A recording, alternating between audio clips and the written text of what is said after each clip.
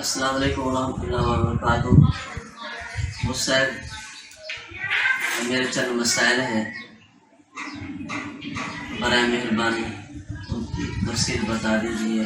پہلا یہ کہ روزے کی حالت میں اگر بھول کر کچھ کھا پی لیا، یا جیسا کہ روزہ رکھ لیتے ہیں، روزہ رکھنے کے بعد دانتوں میں کچھ ذرات رہ جاتے ہیں اور وہ ذرات اندر چلے گئے، یا یہ کہ مکھی وغیرہ جیسے چلی گئی، تو کیا اس سے روزہ ٹوٹ جاتا ہے، فاسد ہو جاتا ہے؟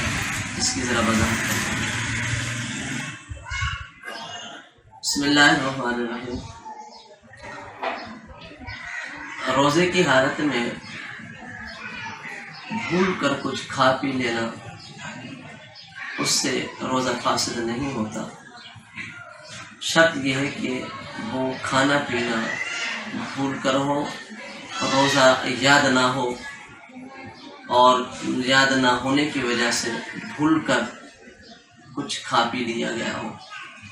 اس سے روزہ فاسد نہیں ہوتا، روزہ برقرار رہتا ہے، کیونکہ آقا مدنی صلی اللہ علیہ وسلم نے فرمایا کہ جو شخص روزہ کے حالت میں بھول کر کوئی چیز کھا پی لیتا ہے، اس کا روزہ فاسد نہیں ہوتا، کیونکہ اسے اللہ نے کھلایا پلایا ہے۔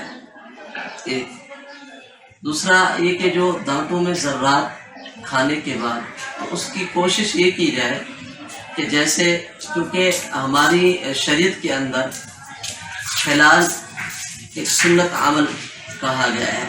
نبی علیہ الصلوۃ والسلام خود کھانے کے بعد خلال فرماتے تھے، تاکہ دانتوں کے اندر کوئی چیز اگر پھنسی ہوئی ہے تو وہ نکل جائے۔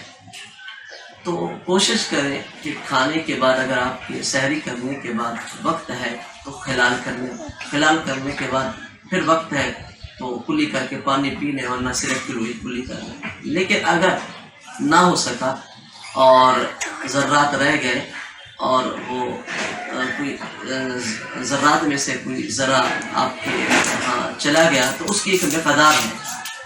اگر وہ چنے کی مقدار سے، ایک جو چنا ہوتا ہے اس کی مقدار سے کم مقدار میں ہے، اور وہ آپ کے حلق سے اتر گیا، اس سے روزہ فاسد نہیں ہوتا۔